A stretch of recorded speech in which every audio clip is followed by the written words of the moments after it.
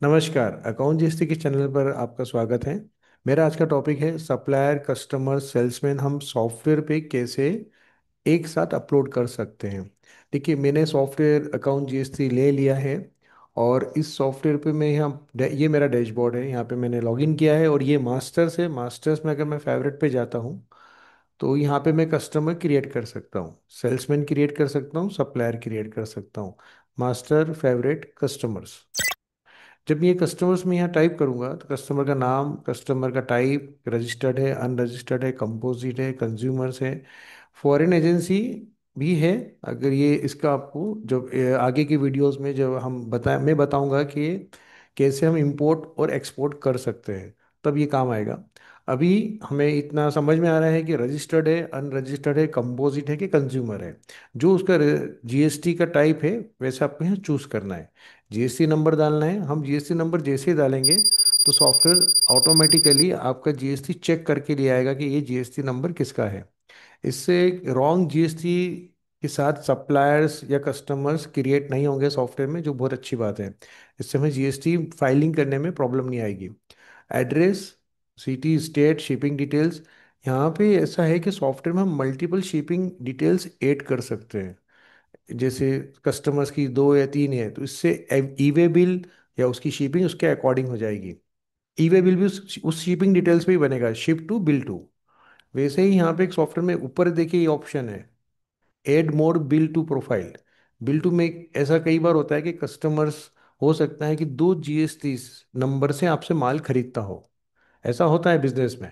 जैसे उसके पास दो जीएसटी नंबर है, महाराष्ट्र का अलग, एमपी का अलग, राजस्थान का अलग, तो ये मल्टीपल जीएसटी नंबर्स है। कस्टमर एक ही है तो हम क्या करेंगे, तो हम ये add more bill to profile पे जाएंगे, यहाँ उसका नया जीएसटी नंबर डालेंगे। साइट नेम पे हम लोग उसका एड्रेस लिखेंगे कि वो कौन सा साइट नेम है, महाराष्ट्र है, एमपी है। जैसे ये नेटकॉम कंप्यूटर है तो नेटकॉम कंप्यूटर्स मैंने यहाँ पे लिख दिया ऊपर, और लिख दिया ये जैसे मुंबई। तो ये मुंबई का एड्रेस हो गया। ऐसे ही मुंबई की डिटेल्स डाल के मैंने इसको क्रिएट कर लिया। तो इस तरह से मैं कई सारे मल्टीपल जीएसटी नंबर्स यहाँ पे डाल सकता हूँ। तो मेरे मल्टीपल जीएसटी से multiple bill to profile create हो जाएगी। ठीक है, इतना समझ में आ गया। कुछ कस्टमर्स को हमें मैसेज नहीं भेजना है, टाइमली रिमाइंडर्स, मंथली रिमाइंडर्स, जो हमारे सिस्टम्स में हम लोग अकाउंट जीएसटी को व्हाट्सअप से कनेक्ट कर सकते हैं। तो व्हाट्सअप से कनेक्ट, व्हाट्सअप प्लगइन है जो हमें खरीदना पड़ेगा। अगर आपने व्हाट्सअप ले रखा है तो सिस्टम ऑटोमेटिकली व्हाट्सअप कम्युनिकेशन करता है। किसी कस्टमर्स को हमें एक्सक्लूड करना हो उन कम्युनिकेशन से, तो हम यहाँ पे चेक लगा के कर सकते हैं। ठीक है। डीएमएस सर्विसेज होती है। डीएमएस सर्विसेज क्या होती है मैं अपने नेक्स्ट वीडियो में बताऊंगा, बट डीएमएस से आप कस्टमर्स के फोटोज, उसकी लोकेशंस, उसके शॉप के लोकेशन फोटोज, उसका Aadhaar card, GST number, different security check, ये सब यहाँ फोटो पर अटैच कर सकते हो। ये होलसेल डिस्ट्रीब्यूशन में काम आता है।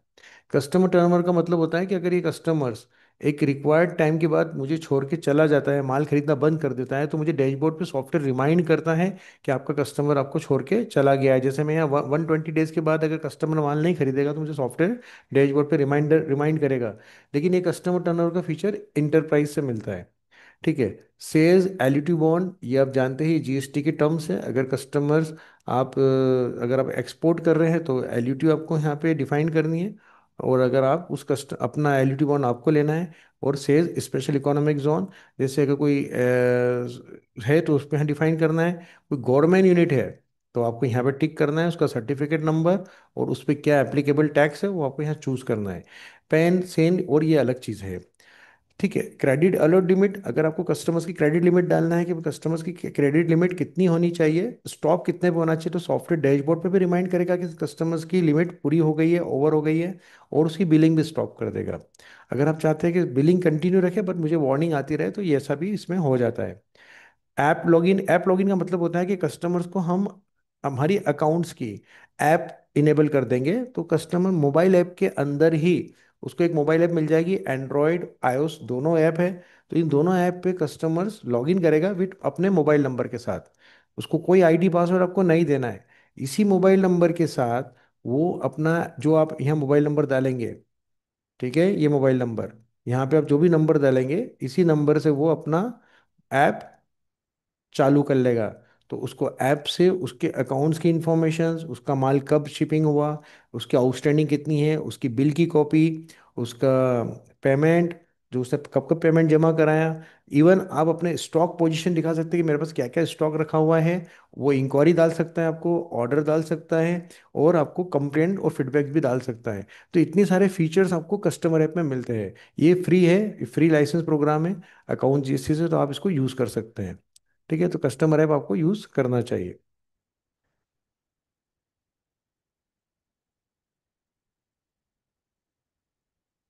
This is the app login. अब इसके बाद अल्टरनेट मोबाइल नंबर होता है। अल्टरनेट मोबाइल नंबर इसलिए होता है कि अगर मान लीजिए उस कस्टमर्स के दो तीन पार्टनर्स है, या उसके अकाउंटेंट्स अलग है, परचेस ऑफिसर अलग है, तो आप डिफरेंट नंबर्स भी आप डाल सकते हैं। तो जितने नंबर आप डालेंगे कॉमा सेपरेटेड के साथ, ठीक है, कॉमा लगाते जाना है, तो जितने भी आप नंबर डालेंगे, तो वो इतने नंबर्स पे ये ऐप इंस्टॉल हो जाएगी। ठीक है, इसके बाद ईमेल, टेलीफोन, कॉरस्पॉन्डेंस लैंग्वेज, हम जो कम्युनिकेशंस करते हैं व्हाट्सएप पे, वो हम उस कस्टमर की डिफ़ॉल्ट लोकेशन, डिफ़ॉल्ट जो उसकी जो जैसे जोग्राफिकल महाराष्ट्र का है तो हम मराठी ले सकते हैं। ऐसे ही हमारी डिफरेंट लैंग्वेज जैसे गुजराती, हिंदी, कन्नड़, मलयालम, मराठी, नेपाली, ओरियो, ऐसे ऐसे हमारे पास सारी लैंग्वेजेस हैं। तो ये लैंग्वेजेस हम चूज़ कर लेंगे, तो वो कम्युनिकेशन जो है वो उस लैंग्वेज में शुरू हो जाएंगे। ट्रांसपोर्टर, हम कस्टमर का ट्रांसपोर्टर डिफाइन कर सकते हैं कि जब भी माल जाता है किस ट्रांसपोर्ट से जाता है। इंट्रोड्यूस बाई कस्टमर, कैसे इंट्रोड्यूस हुआ था मेरे यहाँ, तो हम एक रेफरेंस यहाँ पे कीप कर सकते हैं, कभी फ्यूचर में हमें ये काम आए। ठीक है, सेल्समैन, हमारा इस कस्टमर के साथ कौन सा सेल्समैन काम करेगा, तो हम सेल्समैन का नाम यहाँ ले सकते हैं। एमआईएस ग्रुप क्या होता है? एमआईएस ग्रुप ये होता है कि हम मल्टीपल ग्रुप बना सकते हैं। ठीक है, जैसे मैंने ग्रुप बना लिया कि ये कस्टमर मेरा फिलिप्स का माल लेता है, ठीक है, या मेरे से कोई पर्टिकुलर कैटेगरी खरीदता है, जैसे कूलर खरीदता है, इलेक्ट्रॉनिक्स खरीदता है, किचन अप्लायंस खरीदता है, तो ऐसे मैं ग्रुप बना सकता हूँ, और उस ग्रुप में मैं कस्टमर्स को डिफाइन कर सकता हूँ। तो मुझे ग्रुप से अकॉर्डिंग रिपोर्ट मिल जाएगी कि मेरे पास उस ग्रुप में कितने कस्टमर्स हैं। लेकिन एमआईएस में हम एक ही कस्टमर को मल्टीपल ग्रुप में डाल सकते हैं। ठीक है, ये इसका डिफरेंस है। और लेजर ग्रुप में एक ग्रुप में एक ही कस्टमर रहेगा, जैसे यहाँ हमारे पास लेजर ग्रुप भी है। This is the ledger group. तो ledger group balance sheet PNL में काम आता है। अकाउंट्स के लोग या चार्टर अकाउंटेंट्स को समझते हैं कि लेजर ग्रुप क्या होता है, ये हमें पीएनएल में बैलेंस शीट में बाइफरकेशन में भी काम आता है। साथ में हम इससे रिपोर्ट्स भी तरह तरह की निकाल सकते हैं। तो हम लोग यहाँ पे ये डिफरेंट ग्रुप हम यहाँ पे क्रिएट कर सकते हैं। जैसे मैंने यहाँ पे क्रिएट कर दिया कस्टमर से मेरा, जैसे मान लीजिए कस्टमर मेरे से हार्डवेयर लेता है, तो मैंने इसको क्लिक कर दिया कि हार्डवेयर के कस्टमर से। तो इस टाइप से ये लेजर ग्रुप क्रिएट हो गया। तो इस तरह से मैं अगर यहाँ क्रिएट करूंगा तो मेरा कस्टमर क्रिएट हो जाएगा। अब यहाँ वर्ड डेट एनिवर्सरी में लिख सकता हूँ, इससे मुझे रिमाइंडर्स आ जाएंगे डैशबोर्ड पे कि इस डेट पे मैं कस्टमर्स को, सॉफ्टवेयर आपको डैशबोर्ड पे रिमाइंड करेगा कि आज इसका बर्थडे है, आज इसकी एनिवर्सरी है, तो हम लोग उसको विश कर सकते हैं। इससे बिजनेस रिलेशनशिप इंप्रूव होती है। ओपनिंग बैलेंस, ओपनिंग बैलेंस में क्या है, जैसे इस कस्टमर का बैलेंस हमेशा डेबिट साइड आता है, सप्लायर्स का बैलेंस हमेशा क्रेडिट होता है। तो डेबिट लेके आप जो भी यहाँ अमाउंट लिखेंगे, जैसे 1,000 रुपये मुझे इस कस्टमर से लेना निकलता है, तो ये ओपनिंग बैलेंस कहाँ से आया? पुराने सॉफ्टवेयर से। जो आपका पुराना सॉफ्टवेयर है उसमें आप ओपनिंग बैलेंस, क्लोजिंग बैलेंस वो लेना है कि आपका इस कस्टमर का क्लोजिंग बैलेंस कितना है। तो आप यहाँ जैसे मान एग्जाम्पल के लिए मैंने 1,000 रुपये लिखे हैं, तो 1,000 रुपये पुराने सॉफ्टवेयर का क्लोजिंग बैलेंस, नए सॉफ्टवेयर का ओपनिंग बैलेंस, ताकि अब जो अपन माल बेचेंगे कस्टमर्स को, ये ओपनिंग बैलेंस उसमें ऐड हो जाएगा। तो आउटस्टैंडिंग में आपको नए बिल्स के साथ पुराना ओपनिंग बैलेंस भी ऐड होकर जाएगा। ठीक है।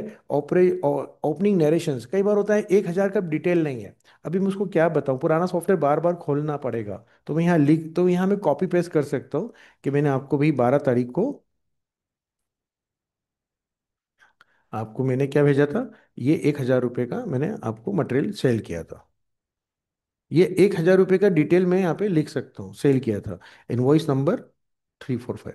तो इस तरह से मैं डिफरेंट यहाँ पे कॉपी पेस्ट कर सकता हूँ। मैंने अभी यहाँ टाइप किया है कीबोर्ड से, लेकिन आपको पुराने सॉफ्टवेयर से एक्सेल या स्नैपशॉट, जेपीजी मिल जाएगा। तो आपको अगर एक्सेल पे डाटा मिल रहा है तो आप यहाँ कॉपी कर सकते हैं, और साथ में आप यहाँ अटैचमेंट भी अटैच कर सकते हैं कि आपको अगर पुराने सॉफ्टवेयर से एक्सेल मिल रहा है या उसका जेपीजी मिल रहा है, तो आप यहाँ पे ब्राउज करके अटैच कर सकते हैं कि वो डाटा आपका कहाँ है। तो ये डाटा जो भी होगा आपका, वो यहाँ पे अपलोड हो जाएगा। जैसे मैंने ये डाटा यहाँ पे अपलोड कर दिया एग्जाम्पल, तो ये डाटा यहाँ पे अटैच हो गया, ये अटैच हो गया। ठीक है, मैं अभी इसको डिलीट कर देता हूँ। तो इस तरह से आप कस्टमर्स क्रिएट कर सकते हैं। सेम आप सप्लायर्स क्रिएट कर सकते हैं। ये सप्लायर फॉर्म, सप्लायर के लिए मैं आपको फिर से बता देता हूँ, मास्टर्स, फेवरेट, सप्लायर। तो अगर आप सप्लायर पे जाएंगे तो आपको वही सप्लायर की detail, GST number, address, pin code, exclude, same जो डिटेल्स है सप्लायर्स में। हमने एक चीज़ और ऐड करी कि आप सप्लायर्स के बैंक डिटेल भी ऐड कर सकते हो। इससे ये हेल्प मिलती है कि अकाउंटेंट कई बार पेमेंट देता है तो वो उसको बैंक डिटेल सर्च करनी पड़ती है या फाइंड आउट करनी पड़ती है, तो इसको बैंक डिटेल अपने यहाँ डाल दी तो ये ऑथेंटिकेट बैंक डिटेल्स अपने यहाँ सेव कर ली, उसका आप क्यूआर कोड सेव कर लिया, तो जब पेमेंट वाउचर बनता है तो उसमें ये डिटेल्स ऑटोमेटिकली आ जाती हैं। ठीक है, इसी तरह से मैं आपको बताता हूँ कि सेल्समैन, मास्टर्स में गए, फेवरेट, सेल्समैन। सेल्समैन की भी आपको यहाँ पे मास्टर्स क्रिएट करने हैं। तो salesman name, address, city address, ledger group, identify, salesman के भी आप डॉक्यूमेंट्स वगैरह कनेक्ट कर सकते हैं और उसकी जनरल डिटेल डाल के आप क्रिएट कर सकते हैं। तो ये तो मैंने आपको बताया कि आप डैशबोर्ड पे मैनुअल कैसे क्रिएट कर सकते हैं। लेकिन हमारे पास अब दो सिचुएशंस और बनती है कि कई बार हमारे पास पुराने सॉफ्टवेयर से एक्सेल पे हमारे पास डाटा रेडी रहता है, सप्लायर्स का, कस्टमर्स का, सेल्समैन का। कई बार हमारे पास ओपनिंग बैलेंसेस भी रेडी होते हैं। अब यहाँ अगर हमें बिलिंग इमीडिएट स्टार्ट करनी है तो हम लोग ओपनिंग बैलेंस, जो सप्लायर्स का, कस्टमर्स का ओपनिंग बैलेंस है, वो हम बाद में भी अपलोड कर सकते हैं। इससे फायदा क्या कि हमारा बिलिंग इमीडिएट स्टार्ट हो जाएगा। मेरे पास अभी, मैं ओपनिंग बैलेंस साल में कभी भी अपलोड कर सकता हूँ, मैं महीने में कभी भी अपलोड कर सकता हूँ। तो मेरे पास वर्कलोड खत्म हो गया, नया सॉफ्टवेयर लिया है तो पहले ही बहुत सारे चैलेंज है, नया सॉफ्टवेयर में सीख रहा हूँ, बिलिंग इस पे अडॉप्ट कर रहा हूँ, तो एडॉप्शन इश्यूज पहले ही है। ओपनिंग बैलेंस हमारे पास पुराने सॉफ्टवेयर में हो सकता है कि रेडी ना हो, लेकिन हमें बिलिंग अभी इमीडिएट स्टार्ट करनी है। अगर बिलिंग इमीडिएट स्टार्ट करनी है तो हम लोग इंपोर्ट मास्टर्स में जाएंगे और क्रेडिटर्स डेब्टर्स इंपोर्ट कर लेंगे। ठीक है, हमारा ओपनिंग बैलेंस बाद में आएगा, तब हम इस फाइल से ओपनिंग बैलेंस अपलोड कर देंगे।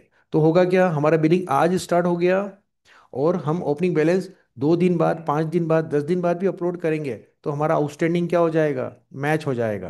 तो हमें पहले इस वाली फाइल पे जाना है, dashboard, tools, import masters, creditors and debtors. अगर मैं फाइल डाउनलोड करता हूँ तो इस फाइल को सीखने का तरीका ये है कि इसमें रो नंबर 1 पे हमें 1 2 3 ऐसे सीक्वेंस डालना है। हमें मास्टर टाइप डिफाइन करना है कि मास्टर टाइप क्या है, कस्टमर है, सप्लायर है, सेल्समैन है, एम्प्लॉय है, रेसिपिएंट है। देखो ये जो मास्टर टाइप जैसा कंपनी ने लिख के दिया है वैसा ही आपको कॉपी पेस्ट करना है। अगर आपने आगे एस लगा दिया तो ये एक्सेप्ट नहीं होगा। मास्टर नेम क्या है ये आप अपने हिसाब से डाल सकते हो। ठीक है, मास्टर का कोड डाल सकते हो। ठीक है, जैसे आपका ये मास्टर नेम मतलब आपके कस्टमर्स के नाम हो गए, सप्लायर्स के नाम हो गए या सेल्समैन के नाम हो गए, कोड हो गए। हम लोग कई बार बिजनेस में कस्टमर्स को कोड के नाम से भी आइडेंटिफाई करते हैं, जैसे सुप्रीम ट्रेडर्स। अब सुप्रीम ट्रेडर्स मेरे पास हो सकता है 4 सुप्रीम ट्रेडर्स हो, एक ही सिटी में 4 सुप्रीम ट्रेडर्स हो, तो कोड हमें वो आइडेंटिफाई करता है, हेल्प करता है। तो ये कोड आप ही को डालना है। ठीक है, पुराने सॉफ्टवेयर में नहीं है तो आप नया कोड बना के डाल सकते हैं, जैसे 001 करके डाल दिया तो आप सारे कोड अपलोड कर सकते हैं। जीएसटी टाइप क्या है, रजिस्टर्ड है, अनरजिस्टर्ड है, कंज्यूमर है, ये आपको लिखना है। ठीक है, उसके बाद अगर आप रजिस्टर्ड है तो जीएसटी लिखना ज़रूरी है। अनरजिस्टर्ड, कंज्यूमर, कंपोजिट के केस में लिखना ज़रूरी नहीं है, एंड यूजर्स के केस में। ठीक है, यहाँ पे आपको पैन, सीआईएन,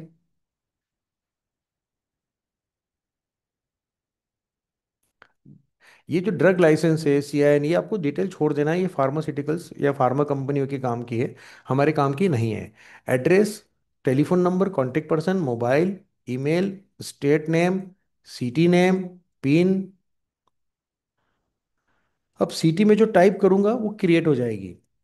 पिन मुझे प्रॉपर डालना है ताकि मेरा ईवे बिल वगैरह ई इनवॉइस बन सके। स्टेट मुझे प्रॉपर टाइप करना है। अब स्टेट में दो चीज़ होती है, मेरे पास अगर कोड है स्टेट का तो मैं न्यूमेरिक कोड भी डाल सकता हूँ। ये स्टेट कोड आपको सॉफ्टवेयर से मिल जाएंगे या जीएसटी के पोर्टल से मिल जाएंगे। अगर स्टेट कोड नहीं है तो मुझे सिंपल सिटी स्टेट का नाम प्रॉपर लिखना है। ठीक है, अगर स्पेस है तो स्पेस भी देना है। अगर मैंने मध्य प्रदेश में स्पेस नहीं दी तो सॉफ्टवेयर एक्सेप्ट नहीं करेगा। अल्टरनेटिव मोबाइल नंबर्स, उस कस्टमर के alternative mobile numbers. Opening balance में आपको ऑलरेडी बता चुका हूँ कि ये सीआर है कि डीआर है, और ये लेना है। ओपनिंग बैलेंस अमाउंट डालना है। अब मेरे अगर मेरे कस्टमर्स का ओपनिंग बैलेंस या ओपनिंग अमाउंट नहीं है तो छोड़ देना है, ब्लैंक करना है। वैसे ही ओपनिंग नरेशन, सेल्समैन का कोड। तो सेल्समैन का कोड हमें कहाँ से मिलेगा, अगर मुझे मैं कस्टमर का मास्टर इंपोर्ट कर रहा हूँ तो मुझे सेल्समैन के कोड भी चाहिए। तो हम जाएंगे डैशबोर्ड, मास्टर्स, फेवरेट, सेल्समैन। तो सबसे पहले हम सेल्समैन क्रिएट कर लेंगे, जैसे यहाँ मैंने ऑलरेडी क्रिएट कर रखे हैं। ठीक है, ये नीचे टेबल में आपको सेल्समैन दिख जाएंगे।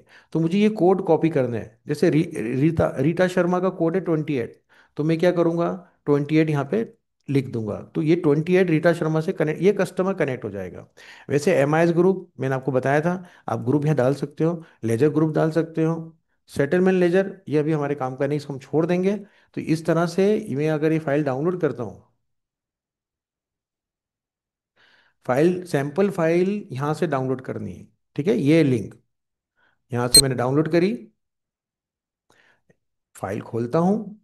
अब इस फाइल के अंदर मुझे जो सबसे इंपॉर्टेंट बात जो है बतानी है, कि हम कोई भी कॉलम को डिलीट नहीं करेंगे। आपको लगता है ये कॉलम, जैसे ये येलो वाला है, ये इंपॉर्टेंट है। अब आपने सोचा येलो वाली इंपॉर्टेंट है, ठीक है, जो नो, जो इंपॉर्टेंट नहीं है, ऑप्शनल से, हम उसको डिलीट कर देते हैं। आपको लगा ये कॉन्टेक्ट पर्सन मेरा, वो डिलीट कर देता हूँ। तो आपको ये, जैसे ड्रग लाइसेंस डिलीट करते हो, आपको डिलीट नहीं करना है। डिलीट करने से ये फाइल अपलोड नहीं होगी। ना ही उसके ऊपर के जो ये टॉपिक्स है इसको छेड़ना है। अगर आपने ऊपर कुछ भी लिखा, कुछ भी डिलीट करा, तो ये फाइल अपलोड नहीं होगी। तो आपको ना ऊपर का जो रो है, रो नंबर 1, उसको डिस्टर्ब नहीं करना है, किसी भी कॉलम की पोजीशन चेंज नहीं करना है। तो इसके बाद जितने भी येलोज है, ये आपने को कंपलसरीली फिल करना है। तो जैसे येलो में 1 2 3 ये येलोज हो गए। तो अभी मैं आपके सामने एक ही जैसे मैंने कस्टमर बनाया, और मैं यहाँ कस्टमर का नाम टाइप कर देता हूँ, सुप्रीम इन्फो, और बालाजी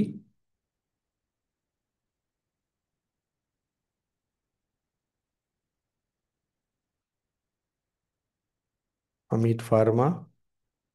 ये से मैंने आपको समझाने के हिसाब से 3 अलग अलग, कस्टमर, सप्लायर, सेल्समैन, और मैं एम्प्लॉय और रेसिपेंट भी क्रिएट कर सकता हूँ। रेसिपेंट जो होता है वो भी सप्लायर ही होता है एक तरह का, जो रेगुलर आपको मटेरियल सप्लाई नहीं कर रहा है, वो सब वो रेसिपेंट के अंदर है। जैसे आपका नगर निगम का टैक्स हो गया, जैसे आपके कोई फूड जहाँ से आप कुछ ऑफिस स्टेशनरी वगैरह मंगाते हैं, तो वो आपके नॉर्मल रेसिपेंट्स की कैटेगरी में आएंगे।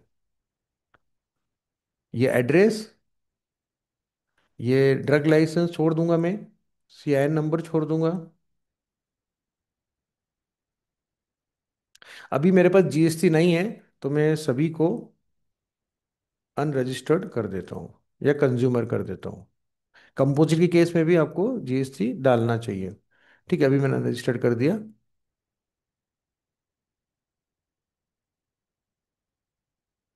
ये मैं 3 आपको अपलोड करके बता रहा हूँ। अच्छा, ऐसा भी हो सकता है कि सर मेरे पास कस्टमर की लिस्ट है, तो मैं कस्टमर एक साथ अपलोड कर दूं, फिर बाद में सप्लायर अपलोड करूं दूसरी फाइल से। हाँ, ये कर सकते हैं हम लोग। इंस्टॉलमेंट में, पार्ट में हम कई बार फाइल अपलोड कर सकते हैं। पहली फाइल कस्टमर की बना के अपलोड कर दी, हो सकता है कस्टमर्स की फाइल भी हमारे पास 2 पार्ट में आए, तो ये भी हम कर सकते हैं। तो बस हमें ये खाली मास्टर टाइप लिखना है कि कस्टमर कौन है। अब इसमें जो कोड होता है, कोड से कस्टमर आइडेंटिफाई होता है। तो अगर आपने एक ही कस्टमर को सुप्रीम इन्फो, फिर से सुप्रीम इन्फो लिखा, तो ये क्रिएट हो जाएगा, रोकेगा नहीं सॉफ्टवेयर। तो रोकेगा कैसे, अगर आपका सेम GST नंबर है तो रोक देगा। ठीक है, और सेम GST नंबर, अलग GST नंबर है तो क्रिएट कर लेगा। तो सेम GST नंबर होगा तो डुप्लीकेट प्रोडक्ट, कस्टमर मास्टर नहीं बनेगा, सप्लायर मास्टर नहीं बनेगा। लेकिन अगर सुप्रीम इन्फो एक सेम नाम से, और मैंने यहाँ कोड अलग कर दिया, क्योंकि ये ज़रूरत है सिस्टम की, कि हमारा कस्टमर हो सकता है कि सेम नाम के बहुत सारे कस्टमर्स हो, ऐसा मैं इस पर क्रिएट कर सकता हूँ। तो ये मैंने यहाँ पे डाल दिया। बाकी की डिटेल्स में ये ले लेता हूँ जो सिस्टम के पास है। ये नंबर्स मैंने ले लिए, ये नाम मैंने ले लिए, ये मैंने मोबाइल नंबर रख लिए, ये मैंने सी स्टेट एज इट इज़ उठा ली, CT कोड, बैलेंसेस जो मेरे पास है।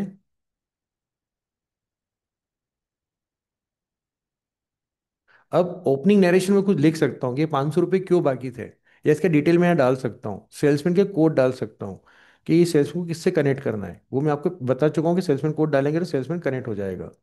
तो इस तरह से मैंने फाइल बना ली। एडिशनल कॉलम्स क्या होते हैं, एडिशनल कॉलम्स होते हैं कि इस कस्टमर्स के मास्टर्स में एडिशनल इंफॉर्मेशन अपन डाल सकते हैं कॉलम वाइज। तो ये, जैसे कुछ कस्टमर की एड ऑन इन्फॉर्मेशन तो हम कस्टमाइज कर सकते हैं, और सॉफ्टवेयर में एडिशनल इन्फॉर्मेशन भी कस्टमर की ले सकते हैं जो मिसिंग है, जो आप कस्टमर मास्टर बना रहे हैं, यहाँ आपको लगता है कि सर ये इन्फॉर्मेशन यहाँ होनी चाहिए थी, हमें ये भी इन्फॉर्मेशन लेनी है कस्टमर्स की, तो आप वो एडिशनल कॉलम क्रिएट करवा सकते हो। लेकिन इसके लिए आपको अकाउंट जीएसटी टीम से सपोर्ट पे, यहाँ सपोर्ट आइकॉन है, यहाँ पे कांटेक्ट करना है। ये लोग ही आपकी हेल्प करेंगे। तो मैं अभी आपको जो फाइल बता रहा हूँ सिंपल फाइल है, मैंने इसको यहाँ पे मैंने फाइल को सेव कर लिया। ठीक है, अब मैं इसको बंद करता हूँ और यहाँ पे चूज फाइल, मैं अपनी फाइल को वापस लेता हूँ। इंपोर्ट, तो import master successfully 5 records, 5 record लेकर आए। पहला रिकॉर्ड मेरा एम्प्टी है तो मुझे यहाँ एरर दे देगा सॉफ्टवेयर। बाकी के जो नीचे के रिकॉर्ड है 1 2 3 4 ये ओके है। ये मैं चेक ऑल रिकॉर्ड, अब इसमें कलर कोड है, ये अभी डाटा अनचेक है। एरर आएगी तो ये कलर हो जाएगा रेड, नहीं तो पेंडिंग अगर रहेगा तो ओके हो जाएगा, अगर अगर पेंडिंग में आ जाएगा तो फिर ये कलर आ जाएगा। तो चेक ऑल रिकॉर्ड, जैसे ही रिकॉर्ड चेक करेंगे तो अब देखते हैं क्या होता है।